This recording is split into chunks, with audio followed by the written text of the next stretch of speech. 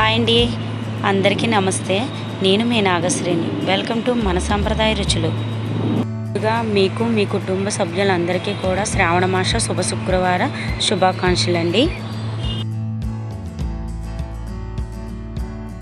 మా ఇంట్లో మేము వరలక్ష్మి పూజ ఎలా చేసుకున్నామో ఈ వీడియోలో మీకు చూపిస్తాను, చూడండి.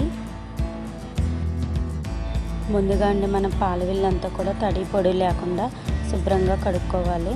ఇలా కడిగి పెట్టుకున్న తర్వాత పసుపులో కొద్దిగా వాటర్ వేసుకొని చక్కగా కలుపుకొని ఇలా మనం మొత్తం పాలవిల్లంతా శుభ్రంగా రాసుకోవాలి పసుపుతోటి.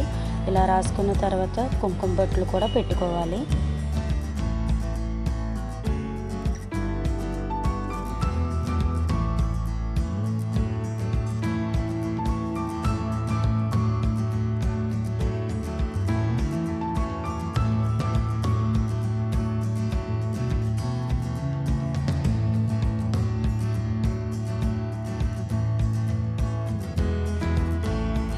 ఇలా వరిపిండితో కూడా మనం బొట్లు పెట్టుకోవాలండి, రెండు వైపులను కూడా.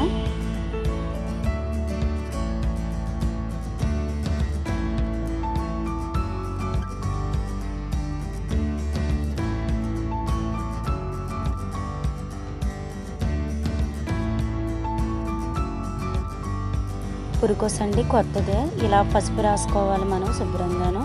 పసుపు రాసుకున్న తర్వాత ఇక్కడ నేను చూపిస్తున్నాను కదండి, ఆ విధంగా 4 మూలలను కూడా మనం కట్టుకోవాలి గట్టిగాను.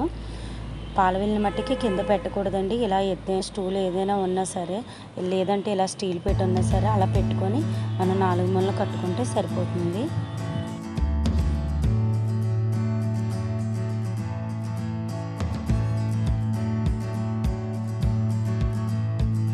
మామిడాకులన్నీ మనం ముందుగా కడిగి పక్కన పెట్టుకోవాలి. అందులో మంచి ఆకులు, అందమైన ఆకులు తీసుకోనండి. ఇక్కడ నేను చూపిస్తున్న ఈ విధంగా మొత్తం పాలవిల్లంతా కూడా ఇలా గుచ్చుకోవాలి. పాలవిల్లకైతే మామిడాకులు గుచ్చుకున్నామండి. అలాగే ఈ 4 మూలలు కూడా ఈ కొసలతో కూడా మామిడాకులు ఎలా గుచ్చుకోవాలో కూడా మీకు నేను చూపిస్తాను. పీఠం ఎక్కడ వేస్తామో అక్కడ ఒక చిన్న మేకు అలా ఏమైనా చూసుకొని వేసుకోవాలండి. అలా వేసుకొని 4 కొసలు కూడా ఎత్తుగా ఒకటే సమానంలో ఉండి చూసుకున్న తర్వాత మనము అప్పుడు ఈ మామిడాకులు ఇలా గుచ్చుకోవాలి.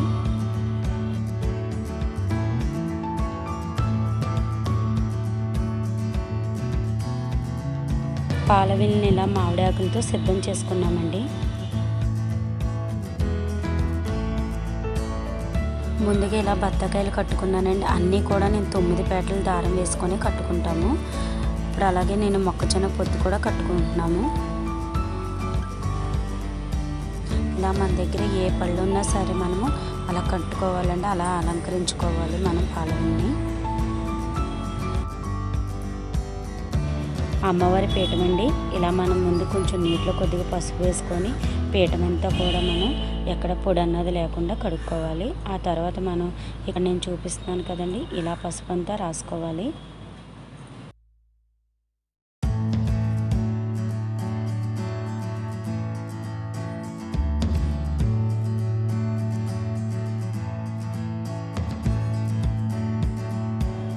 పీఠానికి పసుపు రాసుకున్న తర్వాత అండి ఇలా కుంకుమ బొట్లు కూడా పెట్టుకోవాలి. అలాగే వరిపిండితో కూడా మనం బొట్లు పెట్టుకోవాలి. పీఠం మీద నేను పద్మాన్ని వేస్తున్నానండి. ఇలా వరిపిండితో పద్మం వేసుకుంటున్నాను. ఇలా మనం అందంగా చక్కగా ముగ్గు పెట్టుకోవచ్చు, లేదంటే ఇలా పద్మాన్నైనా వేసుకోవచ్చు.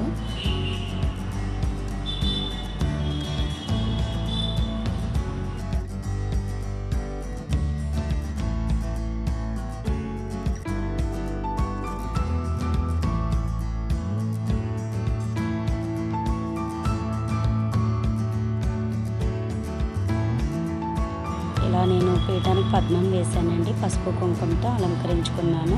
పీటకి ఇరువైపులను కూడా శంకు చక్రం కూడా వేసుకున్నాను. అమ్మవారి పటాన్ని మనం శుభ్రంగా ఒక తడి బట్టతో శుభ్రం చేసుకొని తుడుచుకోవాలి. తుడుచుకున్న తర్వాత ఇక్కడ నేను చూపిస్తున్నాను కదా గంధం బుట్టలు ఎలా పెట్టుకుంటున్నానో అలా ఆ విధంగా పెట్టుకోవాలి. ఆ తర్వాత మనం కుంకుమతో అమ్మవారిని అలంకరించుకోవాలండి.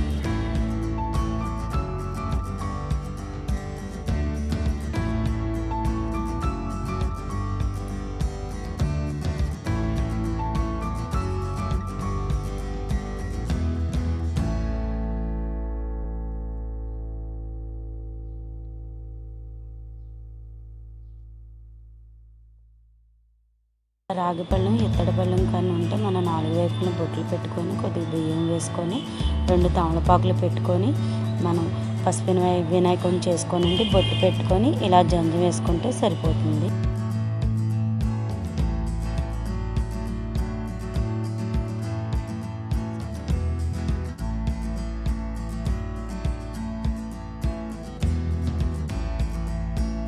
అమ్మవారి పీఠానికన్నా ముందు మనమండి ఇలా ఒక మంచి అరిటాకు శుభ్రం చేసుకొని ఆ పీఠం మీద వేసుకోవాలి. ఆ వేసుకున్న తర్వాత మనము ఇలా 3 దోసెళ్ళు బియ్యం వేసుకొని ఇలా చక్కగా బియ్యాన్ని అంతా అమర్చుకోవాలండి. ఇలా అమర్చుకున్న తర్వాత ఇప్పుడు మనం అమ్మవారి పీఠాన్ని వేసుకోవాలి. ఇలా అమ్మవారి పీఠాన్ని వేసుకున్న తర్వాత కొత్తదేనండి మన దగ్గర ఒక వస్త్రం ఉంటుంది. ఆ వస్త్రాన్ని మనం పీట పైన అమర్చుకోవాలి. ఆ వస్త్రం అమర్చే ముందే మనం పసుపు రాసుకొని 4 వైపులా అప్పుడు మనం అమ్మవారి పీఠం మీద అమర్చుకోవాలి.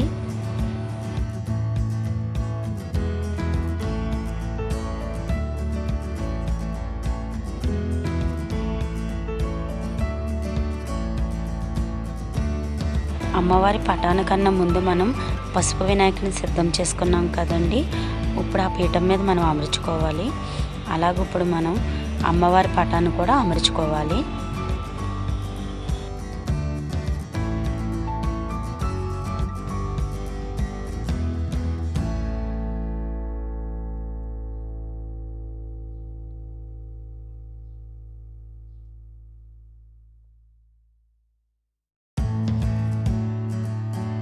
ఇలా కలశానికి మనం కంకణం కట్టుకుంటాం కదండి. అలాగే మనం ఒక 9 పేటలు కానీ లేదంటే 11 పేటలు కానీ దారం తీసుకోనండి. ఆ దారాన్ని పసుపు రాసుకొని పసుపు కొమ్ముకు కూడా పసుపు రాసుకొని ఇలా కట్టుకోవాలి. కట్టుకొని ఇప్పుడు కుంకుమ బొట్టు కూడా పెట్టుకొని ఈ కంకణాన్ని ఇలా నేను ఈ రాగి చెంబుకి కడుతున్నానండి. గంగా జలంలో ఇలా పసుపు కూడా వేసుకోవాలి. ఇలా కొబ్బరికాయకి మనం పసుపు రాసుకోవాలంటే ఎక్కడ పొడి లేకుండాను రాసుకున్న తర్వాత గంధం బొట్టు కూడా పెట్టుకోవాలి. తర్వాత కుంకుమ బొట్టు కూడా పెట్టుకోవాలి. అలాగే నేను చేతికి మెడకి అమ్మవారికి తోరణం అన్నీ కూడా ముందుగానే నేను ప్రిపేర్ చేసుకున్నానండి. ఇప్పుడు అలాగే మనం రాగి చెంబు కూడా గంధం బొట్లు కుంకుమ బొట్లు పెట్టుకోవాలి. అలా పసుపు కుంకుమ మన దగ్గర మామిడాకు ఉంటే మామిడాకు లేదు తులసి దళం ఉంటే తులసి దళము అని చెప్పుకొని మనం అమ్మవారిని ఆహ్వానం చేసుకోవాలండి. అలా చేసుకున్న తర్వాత ఇలా ఇక్కడ నేను చూపిస్తున్న ఈ విధంగా మీరు పెట్టుకుంటే సరిపోతుందండి కలశానికి. ఇక్కడ నేను చూడండి త్రికరణ ఆకారంలో చేస్తున్నాను నేను. మనం రవికెల ముక్క పెట్టుకుంటాం కదండి. ఇక్కడ నేను చూపిస్తున్న ఈ విధంగా చేయండి. కొత్త వాళ్ళైనా సరే చక్కగా తేలిగ్గా నేర్చుకుంటారు.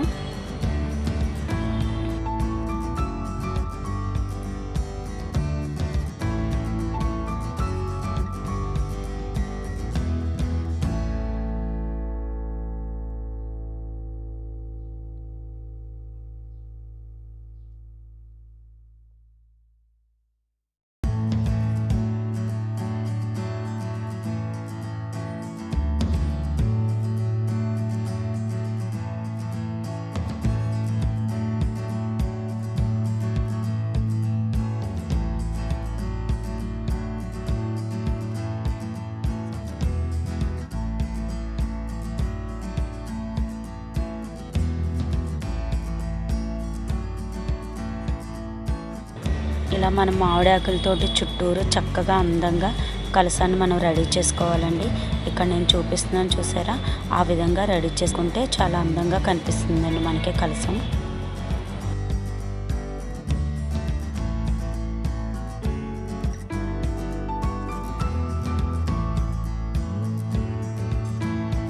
మనం త్రికరణ ఆకారంలో రెడీ చేసి పెట్టుకున్న ఈ రవికెల ముక్కని పసుపు రాసి పెట్టుకున్న కొబ్బరికాయ మీద అమర్చుకోవాలి.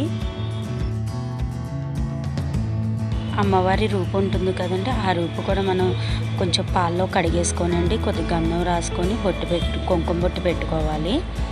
అలాగే మనం ఒక 9 పేటలు కానీ 11 పేటలు కానీ వేసుకొని కలశానికి అమర్చుకోవాలి. ఆ వరమహాలక్ష్మి అని మన మనసులో అనుకోనండి ఈ కలశాన్ని తీసుకెళ్ళి మనం పీఠం మీద అమర్చుకోవాలి.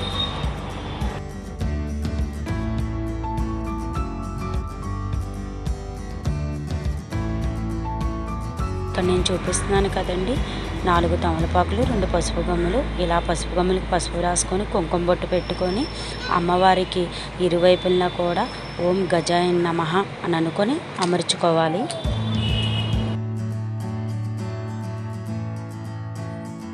ఇక్కడ నేను చూపిస్తున్నానండి తామర పువ్వు కాడండి. ఆ కాడకి మనం చూడండి పత్తి వస్తుంది. ఈ పత్తిని ఇలా చూడండి ఇక్కడ నేను తీస్తున్నాను. ఈ పత్తిని మనం ఇంట్లో ఉన్న ఒత్తులకి జత చేసుకోనండి. ఆ ఒత్తులకు అలా పేనుకొని మనము ఆవు నెయ్యి వేసుకొని అలా ఈ ఒత్తులు అలా వెలిగించుకుంటే అమ్మవారికి చాలా మంచిది. అందు గురించనే మీకు నేను చూపిస్తున్నానండి.